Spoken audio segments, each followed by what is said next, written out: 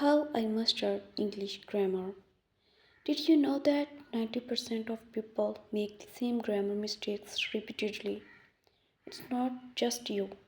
If you are ever struggled with English grammar, you are not alone. Today I am going to share you how I turned my grammar nightmares into a successful. I used to find English grammar incredibly challenging, whether it was confusing homophones or getting subject verb agreement wrong. It seems like an endless battle. I remember failing a test because I mixed up there, and there. It was so frustrating. But then I discovered some amazing tips and tricks that changed everything. First, I started using online resources like grammar checking tools and educational websites. Websites like Grammarly or Purdue OWL were lifesaver. They provided clear explanations and examples for every rule I struggled with. Reading actively also helped a lot. I had highlight sentences and analyzed their structure. I started reading books with a highlighter in hand, noticed on any interesting sentence structures or unfamiliar words. This active reading helped correct grammar in my mind. And of course, practice. I have write essays and short stories, then review them for errors. I dedicated time each day to write something, anything. Later, I had go back and review my work, looking speechfully for grammar mistakes. One of the best methods was discussing grammar with friends. We had correct each other's mistakes and learn together. It was like having a study buddy. We had quiz each other on tricky rules and share useful tips. This peer learning was incredibly effective. But the game changer for me was learning mnemonic devices. For example, to remember the difference between affect and effect, I use the pairs. A is for action, effect. E is for end result, effect. Simple, right? Here are some more examples. For its and its, just remember its is short for it is. For who versus whom, think about replacing them with her or him. If he fits, use who. If him fits, use whom.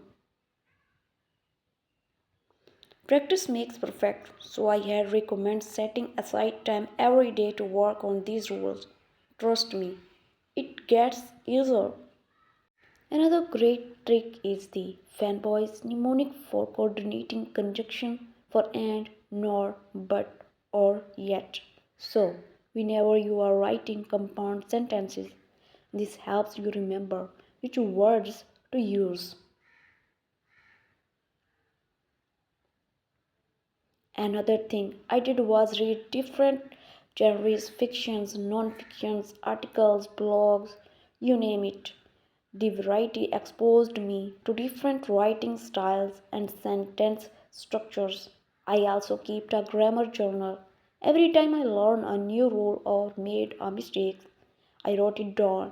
This helped me keep track of my progress and identify recurring issues.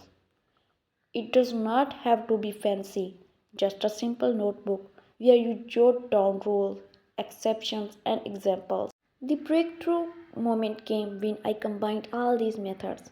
I was no longer afraid of grammar. Instead, I saw it as a puzzle I could solve. For example, let's talk about subject verb agreement. One rule that helped me was ensuring the subject and verb in a sentence agree in number. The dog barks versus the dog barks. Simple checks like these make a huge difference. Another tricky area is homophones, words that sound the same but have different meanings and spelling. My tip is to create flashcard with the words, its definition, and a sentence using it. Practice this really. Continuous improvement. Grammar is something you get better at over time. Here, what you can do: 1. Regularly review your grammar journal. Take online quizzes to test your knowledge. Write daily and pay attention to feedback from others. Read a variety of materials and take note of different writing styles.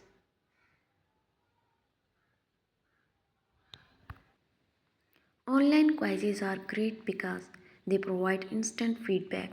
Websites like Quizlet and Khan Academy offer excellent resources. Feedback is crucial. Don't shy away from constructive criticism. It helps you understand your mistakes and learn from them. And keep reading. The more you read, the better you understand how grammar works in different contexts. To recap, use online tools, read actively, practice regularly, discuss with friends, and use mnemonic devices. With these strategies, mastering grammar is totally achievable. Remember, it's all about consistency and practice. Grammar is not something you learn overnight, but with dedication,